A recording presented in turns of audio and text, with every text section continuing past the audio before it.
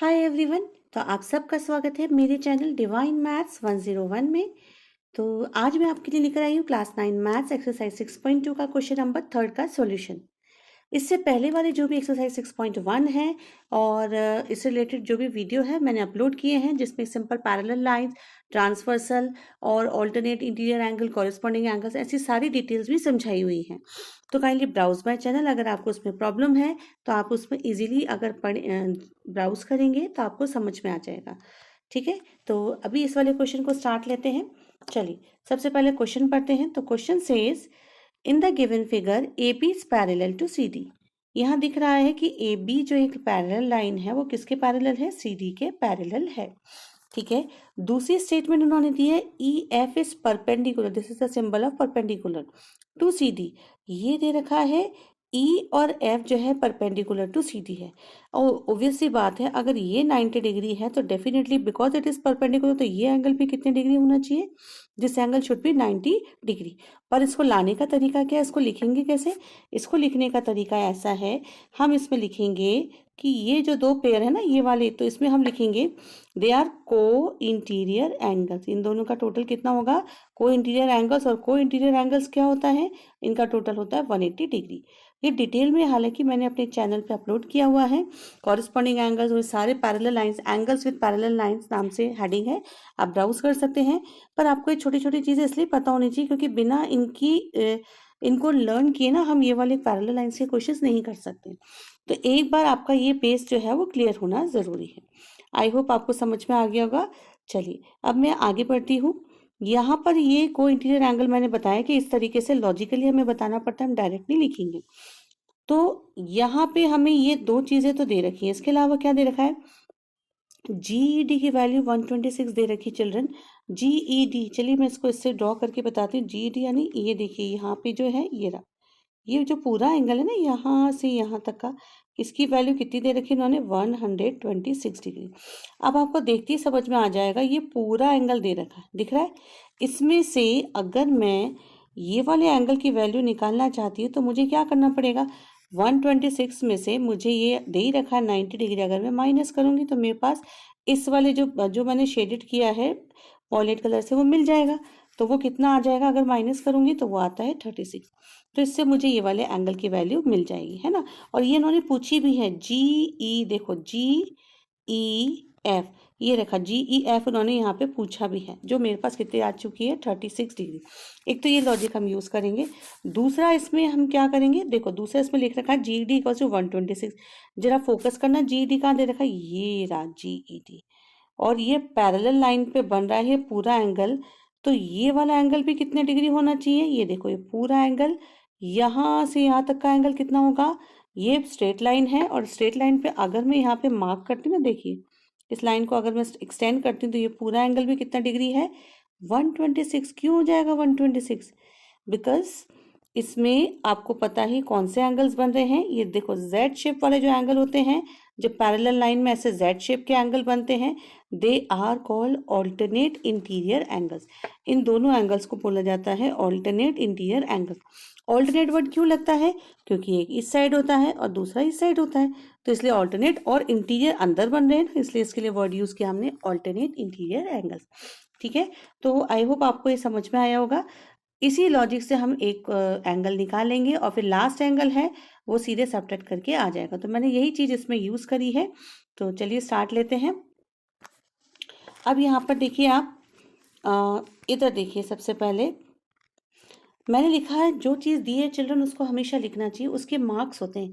Suppose आपको आधा ही question solve करने में आया तो गिवन और जो नाउ सॉल्यूशन में आपने स्टार्ट लिया ना उन सब के मार्क्स होते हैं। तो must write all such thing, और रीजन भी जहाँ जहाँ तक आपको पता है। जैसे मुझे पता है A B is parallel to C D, यहीं से लिखा मैंने, और E F is perpendicular to C D. और दूसरी चीज़ क्या मिली हुई है? G D equal to 126 degree. ठीक है, तो ये चीज मुझे पता है। इसके बाद मैंने अब यहाँ से यूज किया है पैरेलल लाइन का concept. I wrote angle A G E equals to G E D. अब देखो ए जी ई दिख रहा है, ये ए जी ई, ये किसके इक्वल होगा? जी ई डी के। ये ऑल्टरनेट इंटीरियर एंगल का पेयर होता है ना, मैंने वैसे भी बताया इंटीरियर एंगल का पेयर है। तो जो इस पूरे की वैल्यू 126 है वही की वही वैल्यू हमारे इसकी भी हो जाएगी। वही की वैल्यू कहाँ पे, ये वाले एंगल की ना, ये इसकी भी हो जाएगी। तो इसकी वैल्यू भी कितनी आ गई, 126 degree. That I have written here. तो वो मैंने यहाँ पे लिखकर बता दिया कि ये 126 डिग्री आ गया है। ठीक है, चलिए अब मैं आगे बढ़ती हूँ।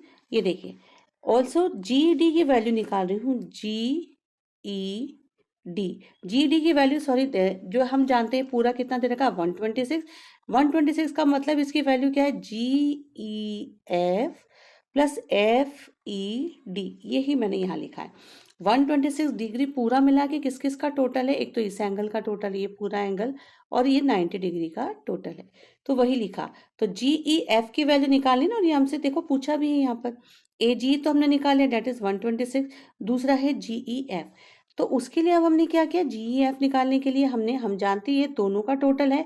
इफ आई सब्ट्रैक्ट 90 डिग्री, मुझे 126 में से 90 माइनस करना है, तो जी ई एफ की वैल्यू मिल जाएगी। बस वही हमें करना है। तो मैंने माइनस किया इसमें से, एफ ई डी की जगह लिखा 90। और देखो रीजन बताया है, एफ ई डी की वैल्यू 90 है, as E F is perpendicular to C D. ये इस रीजन से लिख सकती हूँ, नहीं तो नहीं लिख सकती थी। तो उसकी वैल्यू कितनी आ चुकी है, 36। So we have calculated two angles A G E and G E F. यहाँ तक आई होप आपको क्लियर होगा। दो एंगल की वैल्यू हमने यहाँ तक निकाल दी है, वन ये फर्स्ट एंड सेकेंड वैल्यू हमने निकाल ली। Now moving to the next angle, and next angle is G F E equals to F E D लिखा है। अब देखो मैंने ये क्यों लिखा है, क्योंकि मुझे अब क्या निकालना है, F G E. F G ई की वैल्यू निकालनी है। एफ जी ई की वैल्यू निकालने के लिए मैं क्या करूंगी, देखो ये पूरा एक लाइन दिख रही है ना, ये आपको ये लीनियर पेयर बन रहा है ना, देखो जहां मैंने फिंगर कर रखी है ये है ना। तो ये ऐसे, ये देखिए यहाँ पर अगर मैं बनाती हूँ इस कलर से, ये पूरा एंगल है 180 डिग्री। ठीक है, रेड से बनाया है इसलिए मैं, इसमें से 180 में से अगर मैं 126 माइनस कर दूंगी तो मुझे ये बचा हुआ पोर्शन मिलेगा। बस ये मुझे यही करना है। तो यहाँ पे मैंने ये लिखा कि 180 में से मुझे ए जी को क्या करना पड़ेगा। अगर मैं इसमें देखूंगी, ए जी को मैं इसमें से माइनस कर दूंगी तो मेरे पास किसकी वैल्यू आ जाएगी, एफ जी ई की। ये एफ जी और ई की वैल्यू। ठीक है, तो मैंने सीधे इसको माइनस किया, और माइनस करने के बाद मेरी वैल्यू कितनी आ चुकी है, मेरी वैल्यू आ चुकी है 54 डिग्री। तो मेरा फाइनल आंसर आ चुका है। आप दो तरीके से कर सकते हैं इस क्वेश्चन को। ये 90 डिग्री है, ये 36 है, 90 प्लस 36 करोगे, 180 में से माइनस करोगे, ये ट्राइंगल है तब भी वैल्यू आएगी। और मैंने लीनियर पेयर का सहारा ले लिया, मैंने यहाँ पे लिख दिया C D is a line. तो लीनियर पेयर है, ये जी लीनियर पेयर बनाता है, तो उसमें से माइनस करके मैंने निकाल लिया। वैसे इस वाले लाइन की अब हमें ज़रूरत नहीं है, हम चाहें तो इसका ना भी यूज़ करें ना, ये वाली लाइन तो चल सकता है। ये लाइन का मैंने इसलिए बताने के लिए लिखा है कि अगर आप एंगल उससे जा रहे हैं, ट्राइंगल से जा रहे हैं ना, तो ट्राइंगल अगर आप लेते हैं जी एफ और ई, तब आपको इस लाइन का यूज़ करना है। ठीक है, अगर नहीं तो हमारे पास दो तरीके, एक तो ये और दूसरा तरीका मैंने आपको बता ही दिया। 90 प्लस आपको क्या करना है 36। आप इसको जब ऐड करेंगे तो आपका कितना आ जाएगा 126, क्योंकि तीनों का टोटल ये एंगल और इसका टोटल 180 है, तो 180 में से आप सब्ट्रैक्ट करेंगे तो आपका आंसर आ जाएगा। वही चीज़ इससे भी कर सकते हैं। There are several ways to reach a solution. बस आपको सोचना है कि आपका क्रिएटिव माइंड कहाँ कैसे इसको यूज़ करता है। आई होप आपको ये वाला आंसर भी समझ में आया होगा। इसके बाद वाले आंसर्स भी अब मैंने अपलोड किए हैं, काइंडली ब्राउज माय चैनल। और कोई दिक्कत है तो आप कमेंट करके पूछ सकते हैं। Thank you, bye bye.